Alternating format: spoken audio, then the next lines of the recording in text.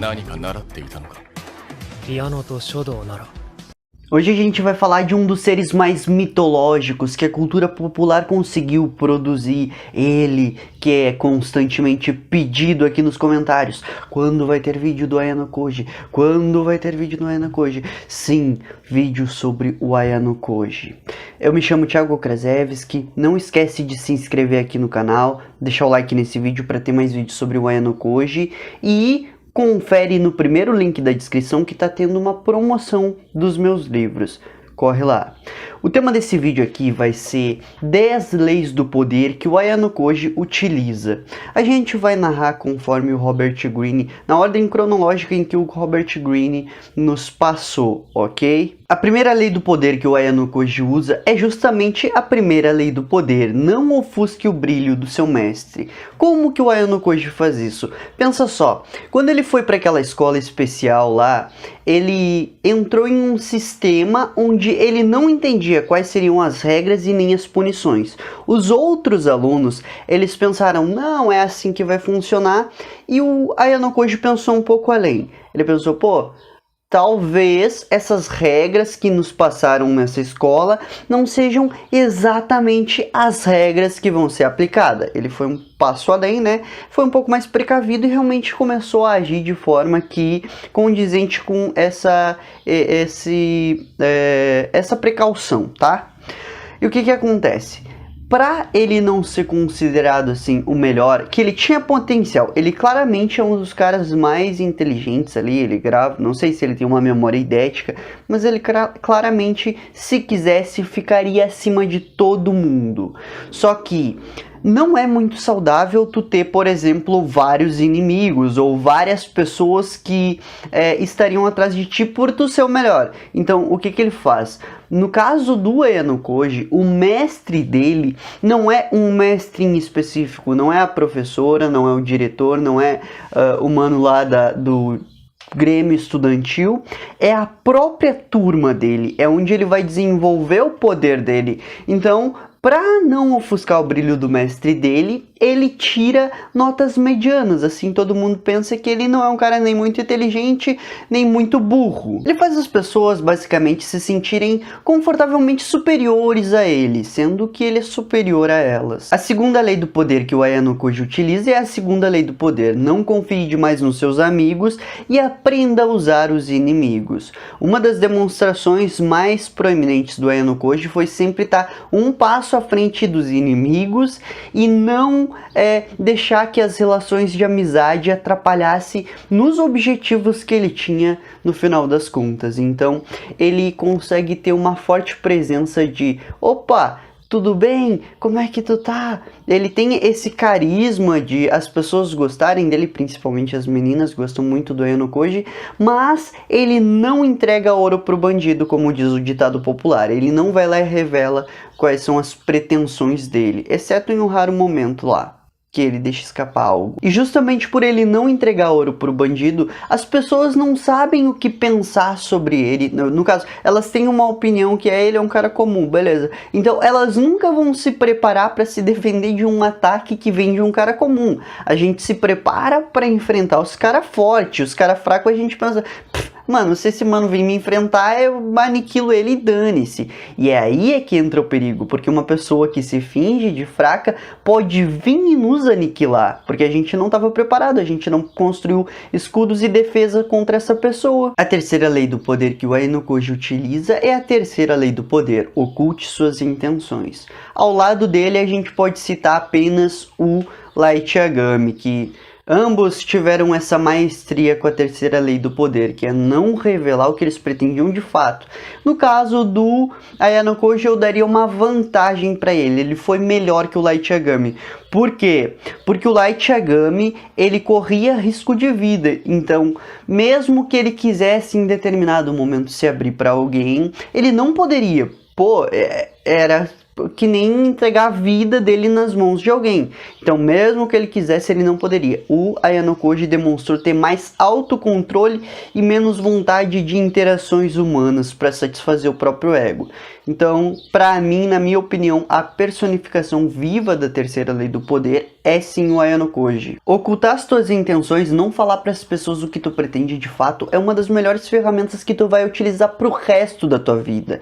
Não seja imbecil de sair contando para as pessoas os teus planos, tá? Porque senão elas vão te atrapalhar, elas vão contar para os teus inimigos. Inclusive existe um aforismo que roda aí na internet: não conte para um amigo o que tu deseja que um inimigo não saiba, porque um amigo comenta com outro e daqui a pouco tá nos ouvidos do teu inimigo o que tu desejaria que não chegasse nos ouvidos do teu inimigo. A quarta lei do poder que o Ayano Koji utiliza é justamente a quarta lei do poder: fale menos que o necessário. Essa lei do poder é a mais fundamental, na minha opinião. Ela e a terceira lei do poder, que é oculte suas intenções, tá? Só esse combo, a terceira e a quarta lei do poder, se tu utilizar na tua vida, tu já vai mais longe do que a maioria esmagadora. Por exemplo, assim, requisitos para te ser um presidente do país: oculta as suas intenções e fala menos que o necessário. Requisito para se tornar um grande empresário: ocultar as suas intenções e falar menos que o necessário. Requisito para ser querido: ocultar as suas intenções e falar menos que o necessário. Basicamente, todas as pessoas que querem o poder de fato tem que obedecer essas duas leis do poder, ok? Quanto mais tu tenta se aparecer para as pessoas, nossa, eu sei isso, eu sei aquilo, quanto mais o teu discurso ter palavras refinadas, as pessoas vão acabar em determinado momento desconfiando de ti, pelo seguinte fato: é um fator cultural. As pessoas percebem que pessoas que utilizam as frases com uma maestria melhor são mais inteligentes, logo isso causa temor. A gente já conversou sobre isso. A inteligência é um fator que intimida as outras pessoas, ao mesmo passo que, mesmo que tu tenha conversado bobagens com as pessoas, o que acontece se tu começar a falar menos que o necessário? Tu vai parecer vago e misterioso. As pessoas preenchem o teu silêncio mentalmente com uma imagem mental delas, e isso te dá uma enorme vantagem. Tanto é que o Ayano Koji fica sempre quieto e ele passa assim essa imagem de uma pessoa enigmática. Nós mesmos atribuímos essa imagem de pessoa enigmática pro Ayano Koji, e as pessoas que estão de fora, que estão no círculo social dele, veem ele como uma pessoa comum, exceto as pessoas que são ligadas ao poder. Por exemplo, o irmão da Horikita lá já se ligou: pô, esse mano aí fala menos, ele é ligado. Por que eu não dou uma chance dele participar do conselho? Eu não me lembro exatamente como ocorreu a cena, mas o mano que detinha o poder, se tocou que o Ayano Koji também seria uma pessoa assim. Agora, as pessoas comuns não vão se tocar nunca nisso, até elas não têm a possibilidade de compreensão porque não tem material mental. A quinta lei do poder que o Ayano Koji mais utiliza é a nona lei do poder: vença por as suas atitudes e não discuta. Anota aí em algum lugar: não vale a pena perder tempo discutindo com as pessoas. Se tu ganha um debate, o que acontece? As pessoas ficam iradas contigo. Exemplo extremo: extrema esquerda e extrema direita no Brasil. Sempre que algum dos representantes, militantes, tanto da direita quanto da esquerda, eles debatem, cara, o que acontece? As pessoas que apoiam a extrema esquerda ficam bravas com a extrema direita, e as pessoas que apoiam a extrema direita ficam bravas com a extrema esquerda. Por quê? Porque uma vitória discutindo não é uma vitória legal. As pessoas se ressentem se alguém ganha delas no argumento, porque as crenças dessas pessoas são altamente enraizadas em emoções. Então, por mais lógico, coerente e eloquente que tu seja, essas pessoas não vão estar nem aí e vão dizer: não, minha esquerda, minha direita, meu presidente pai dos pobres, meu presidente mito. Tá entendendo? Por mais que tu aponte falhas e argumente, essas pessoas vão continuar cegas a vida inteira, muito provavelmente, ok? Então, para resumir em síntese, se tu puder vencer fazendo a parada acontecer, vença fazendo a parada acontecer e não discutindo. Muito importante também, se tu puder, em vez de explicar, demonstre, tá? As pessoas costumam não discutir muito quando é algo demonstrativo. Explicativo, elas vão inventar argumentos, crenças, etc. A sexta lei do poder que o Ayano-Koji mais utiliza é a 13ª lei do poder, que é: ao pedir ajuda, apele pro egoísmo das pessoas e jamais pra sua misericórdia. Se tu precisa que alguém seja um aliado pra ti, não fica lembrando a pessoa: nossa, no passado eu te ajudei, nossa, eu fui muito bom, cara, tô precisando de ti e tu me deve tal coisa. Não faça isso. O que tu vai fazer a partir de hoje? Tu vai apelar pro que essa pessoa vai ganhar te ajudando. O Ayano-Koji faz isso inúmeras vezes. Por exemplo, quando ele precisava que a professora quebrasse um galho lá pra ele em relação ao outro aluno, o que ele fez? Ele pensou e chegou à conclusão: eu posso subornar e essa mina vai ganhar ponto, etc. E aí ele conseguiu lidar e fazer toda a articulação do plano que ele queria fazer. Essa é uma demonstração bem simples de como o Ayano-Koji utiliza a 13ª lei do poder. A 7ª lei do poder que o Ayano-Koji utiliza é a lei de número 18. Não construa fortalezas para se proteger, o isolamento é perigoso. O Ayano-Koji entende como é que funciona a mecânica e a articulação do poder, e ele sabe que ele não pode confiar em qualquer um, como a gente já viu. Ele não confia nem nos amigos e sabe que ele tem inimigos. Só que, aqui entra um detalhe importante: o mundo é um lugar perigoso no jogo do poder, tá? E os inimigos estão por toda parte. E aí algumas pessoas que têm um pouco de noção do poder pensam: nossa, então eu tenho que me proteger, eu tenho que me cercar, tenho que me isolar. Só que isso é um erro esdrúxulo, porque a pessoa que quer poder, ela tem que estar sempre ligada nas informações, e tu não consegue informações sendo um isolado. Então é uma tática muito melhor que tu se misture à multidão, que tu vá adquirindo novos aliados e descobrindo novas coisas que tu pode usar em relação a ter uma fortaleza. E fora isso, Robert Greene já citou que a multidão, ela serve como um escudo de proteção pra gente. E inúmeras vezes a gente viu no anime, o Ayano-Koji vai socializando cada vez mais, e ele vai reunindo, ele tá sempre no meio de uma turma, da turma do final, da turma do início, e ele vai juntando aliados para completar o plano dele. A 8ª lei do poder que o Ayano-Koji mais utiliza é a lei de número 19.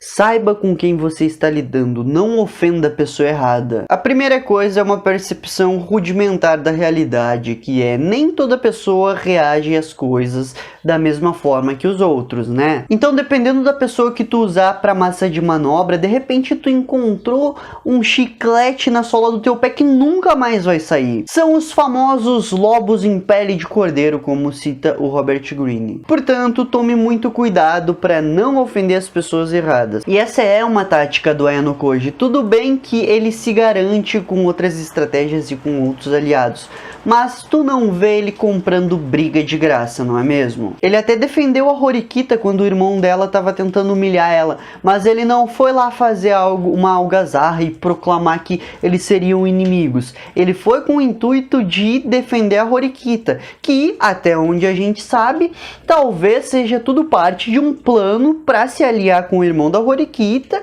e porque ele demonstrou hombridade, ele demonstrou ali ser uma pessoa destemida, que vai proteger os seus aliados, etc. Talvez tudo... Claro, isso é uma teoria que eu acabei de inventar, tá? Não é um fato, não é oficial. Mas vai que nos planos dele essa seja a intenção oculta. A gente não sabe. Muito provavelmente talvez seja algo do gênero. A 9ª lei do poder que o Ayano-Koji mais utiliza é a lei de número 29.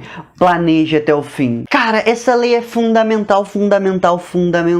Ela não é das mais fundamentais, porque existem outras até que antecedem ela, mas eu diria que ela é a 3ª lei do poder mais importante. Sempre que a gente viu o Ayano-Koji fazendo os planejamentos dele, a gente viu que ele considera possibilidade por possibilidade, para que não haja nenhum problema em todas as ocasiões, desde as ocasiões mais pequenas que aparentemente não eram tão importantes até as mais grandes. Ele sempre vai catalogando: olha, se isso acontecer eu posso fazer isso, se isso acontecer eu posso fazer o outro movimento, e ele vai tratando todas as estratégias dele como um tabuleiro de xadrez da vida real, bem dizer. É como o próprio Robert Greene diz, ele diz o seguinte: guie a sua própria sorte sorte, planejando tudo até o final. E a 10ª lei do poder que o Ayano-koji mais utiliza é a lei de número 31.